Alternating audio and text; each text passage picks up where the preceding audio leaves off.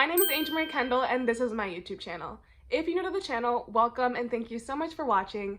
Basically what I do here is document my journey towards financial freedom, as well as help others learn more about personal finances. Today, I'm going to be defining what financial freedom means to me, as well as some tips I've learned along the way when it comes to handling money. One of the biggest topics talked about on this YouTube channel is financial freedom. And financial freedom means different things to different people, but I want to define what it means to me. Financial freedom is basically having enough money to cover the 2 E's, expenses and experiences, without having to worry about where that money is going to come from. This can be from a savings account or from growing assets. The reason why I strive towards financial freedom is because, like many, I am worrisome when it comes to money. In fact, sometimes it makes me anxious. I don't like worrying about where my next paycheck is going to come from, if I'll have enough money to pay the bills next month, or if I'll have enough money to do the things that I want to do. Because money is the tool that is necessary to have the experiences that you want. With that being said, I'm going to share with you a few tips that I've learned along the way when it comes to handling money. But before I do that, I ask that you please like this video. It helps me get my content out to more people who are interested in learning about personal finances or who are on the journey towards financial freedom. So with that being said, let's get started. My first tip that I have for you guys is to understand where you are now and where you want to be. You must know your financial statement.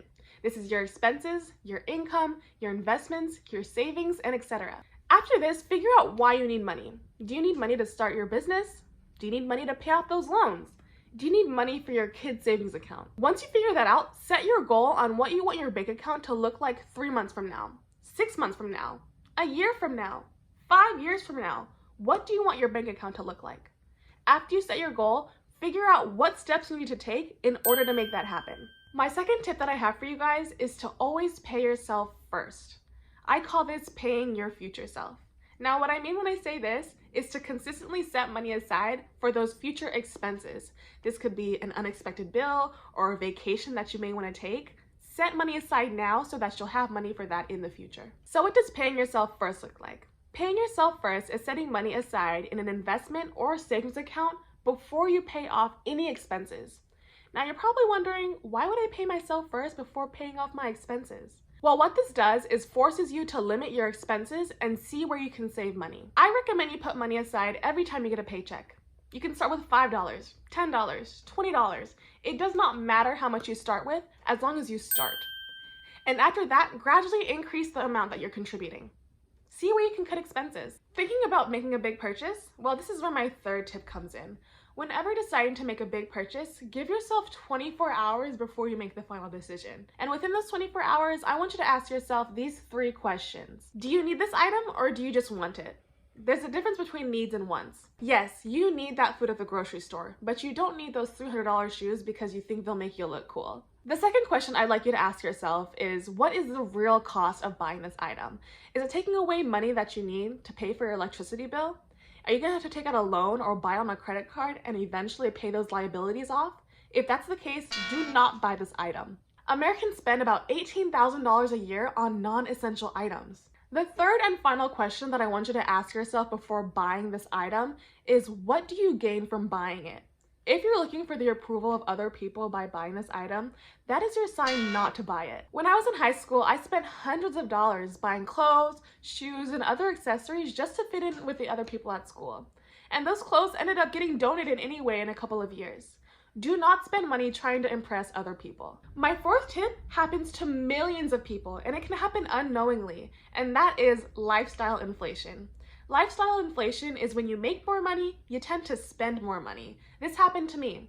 When I first got my hourly raise, I ended up going out to eat more. I wanted to buy the new iPhone. I spent more money on clothes, and it happened without me even knowing. When I took a look at my expenses and compared it to what I was spending before I got the raise, it was significantly much more money. Lifestyle inflation prohibits financial growth.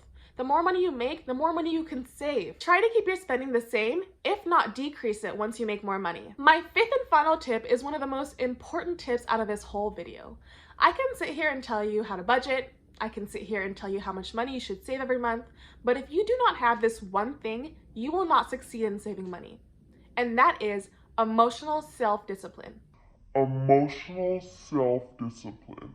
You have to be able to walk in the store buy what you plan to buy and walk out with only those items. Consumers spend $5,000 a year on impulsive purchases. Do not become a spendthrift. One of the biggest things that I struggled with and still kind of do is going out to eat. I spend hundreds of dollars every month going out to eat when I have food at home. Something that helps me become more emotionally self-disciplined when it comes to money is being really honest and transparent with myself when it comes to my financial goal.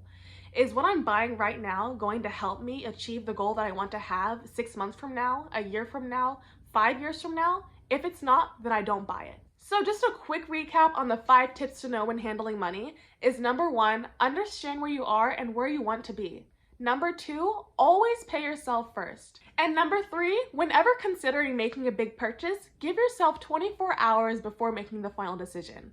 And number 4, avoid lifestyle inflation at all costs. And number 5, establish emotional self-discipline. One final thing that I want to leave off with you guys before I sign off today is that it is not easy. It's not easy to have that self-discipline. It's not easy to stay consistent. You're going to have to make sacrifices, but I will tell you that those sacrifices are well worth it. I'm 21 years old, and I'm happy to say that if I were to lose my source of income right now, I'd be able to live off my savings for the next 3 years. For me, I'd rather face the difficulties that come with staying consistent and having that self-discipline when it comes to handling money than facing the difficulties that come with not having enough money to pay those bills every month.